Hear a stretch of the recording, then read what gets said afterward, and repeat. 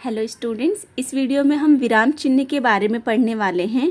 विराम का अर्थ है रुकना, ठहरना या विश्राम करना, और चिन्ह का अर्थ है निशान। विराम चिन्ह विचारों के उतार चढ़ाव का स्पष्टीकरण विराम चिन्हों के द्वारा ही किया जाता है।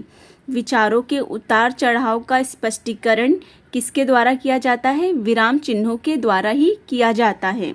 हिंदी में निम्नलिखित विराम चिन्हों का प्रयोग किया जाता है। जो अपना हिंदी व्याकरण है उसमें अलग अलग विराम चिन्हों का प्रयोग किया जाता है। जैसे पहला है पूर्ण विराम, इसका चिन्ह है ऐसे खड़ी पाई, वाक्य की समाप्ति पर लगाया जाता है। पूर्ण विराम कब लगाया जाता है? जब वाक्य समाप्त हो जाता है, जब सेंटेंस का एंड हो जाता है तो एंड में हिंदी में ये पूर्ण विराम लगाया जाता है और इंग्लिश में फुल स्टॉप लगाया जाता है, लेकिन हिंदी में क्या लगाया जाता है? पूर्ण विराम, खड़ी पाई।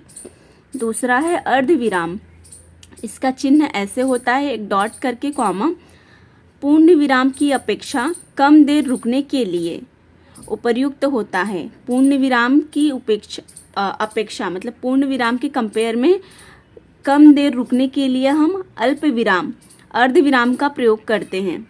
सॉरी, अल्प विराम नहीं, यहाँ पर दूसरा क्या है? अर्ध विराम। अर्ध विराम का प्रयोग करते हैं, किंतु परंतु के पूर्व इसका प्रयोग होता है। किंतु या परंतु जो शब्द होता है उसके पूर्व मतलब पहले अर्ध विराम चिन्ह का प्रयोग किया जाता है।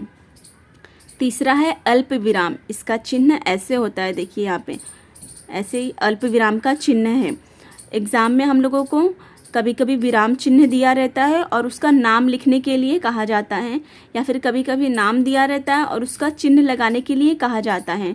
तो नाम और चिन्ह को ध्यान से देखना और याद रखना है। यह है अल्प विराम का चिन्ह। अर्ध विराम की अपेक्षा कम देर रुकने के लिए यहाँ पर क्या करना है? जो अर्ध विराम, ये अर्ध विराम है ना, इसके कंपेयर में कम देर रुकने के लिए तथा वाक्य, पद आदि में अलगाव अलग अलग करके दिखाने के लिए इसका प्रयोग किया जाता है।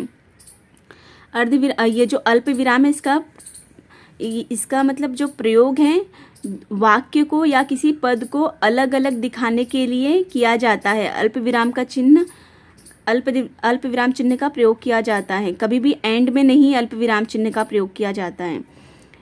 और क्या बताया गया है यहाँ पर? अर्ध विराम की अपेक्षा अर्ध विराम के कंपेयर में कम देर रुकने के लिए। इसके बाद है चौथा अपना प्रश्नवाचक चिन्ह। ये तो आप लोगों को पता ही होगा, जब भी प्रश्न किया जाता है या प्रश्न पूछा जाता है तो ये प्रश्नवाचक चिन्ह लगाया जाता है। ठीक है। पांचवा है विस्मयवाचक चिन्ह। पांचवा है विस्मयवाचक चिन्ह। इसका चिन्ह देख लिए, इसका निशान ऐसे है, एक खड़ी पाई और नीचे डॉट। इसका प्रयोग कब किया जाता है? आश्चर्य, प्रसन्नता आदि मनोभावों को प्रकट करने वाले पदों के बाद ही इस चिन्ह का प्रयोग होता है। आश्चर्य, जब हम लोग सरप्राइज हो जाते हैं, आश्चर्य या प्रसन्नता, बहुत ज़्यादा खुश होते हैं, जब खुश हो रहते हैं हम लोग, और दुख, दर्द, घृणा आदि मतलब ऐसे अलग अलग मन के भाव, मनोभाव मतलब मन के भाव को, हमारे जो इमोशंस हैं उसको प्रकट करने के लिए जब वाक्य ख़त्म होता है, पूरा हो जाता है, तो वाक्य के एंड में, लास्ट में ये विस्मयवाचक चिन्ह का प्रयोग होता है या प्रयोग किया जाता है, ऐसे भी कह सकते हैं। उसके बाद छठा है योजक या विभाजक चिन्ह। इसका चिन्ह देखिए ऐसे है, डैश के जैसे। तुलना करते समय, तुलना करना मतलब कंपेयर करना, तुलना करते हुए समास के मध्य या द्वित्व रूपों में, समास के मध्य मतलब बीच में, द्वित्व रूपों में मतलब जैसे दिन रात, माता पिता, भाई बहन, ऐसे हम लिखते हैं तो बीच में ये योजक चिन्ह का या विभाजक चिन्ह का प्रयोग करते हैं। तुलना करते हुए समास के मध्य या द्वित्व रूपों में इसका प्रयोग होता है योजक चिन्ह का। इसको योजक चिन्ह भी कहते हैं या हम लोग विभाजक चिन्ह भी कह सकते हैं। सातवां है निर्देशक चिन्ह। इसका डैश जैसा ही है पर बड़ा है थोड़ा, ये जो डैश है वो थोड़ा उसकी जो ऐसे बड़ा है। संवाद में नाम के बाद, संवाद करना मतलब ये वार्तालाप करना, बातचीत करना, कम्युनिकेट करना। संवाद में नाम के बाद व्याख्या प्रकट करते समय, उदाहरण देते समय इसका प्रयोग होता है। संवाद में मतलब जब भी हम बातचीत करते हैं तो किसी के नाम के बाद उसका जब हम लोग व्याख्या स्पष्ट करते हैं, व्याख्या मतलब उसके बारे में बताते हैं, या फिर उदाहरण देते समय उदाहरण लिखते हैं और उसके बाद ये चिन्ह का प्रयोग करते हैं। उदाहरण देते समय भी इस चिन्ह का प्रयोग किया जाता है।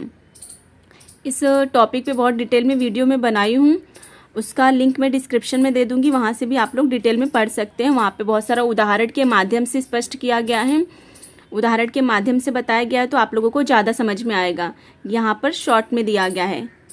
नेक्स्ट है अवतरण चिन्ह या अवतरण चिन्ह या उद्धरण चिन्ह। उद्धरण चिन्ह भी बोलते हैं इसको और अवतरण चिन्ह भी कहते हैं। इसको एकहरा उद्धरण चिन्ह और इसको दोहरा उद्धरण चिन्ह। जब किसी वाक्य को ज्यों का त्यों प्रयुक्त किया जाए, जब किसी वाक्य को एकदम एज इट इज जैसा बोला गया है सेम वैसा ही लिखा जाता है, तब दोहरा उद्धरण चिन्ह का प्रयोग किया जाता है। और नाम, उपनाम आदि के लिए यह एकहरा उद्धरण चिन्ह का प्रयोग किया जाता है। नाम, उपनाम आदि के लिए एकहरा उद्धरण चिन्ह का प्रयोग किया जाता है। इसके बाद यहाँ पर है विवरण चिन्ह। ये विवरण चिन्ह है, सूचना, निर्देश आदि देने के लिए प्रयुक्त होता है। निर्देशक चिन्ह का विवरण चिन्ह का प्रयोग कब होता है? सूचना, निर्देश आदि देने के लिए इस विवरण चिन्ह का प्रयोग किया जाता है। उसके बाद है कोष्ठक चिन्ह। देखिए अलग अलग प्रकार के कोष्ठक है, 3 प्रकार का कोष्ठक दिया गया है। यह है कोष्ठक चिन्ह।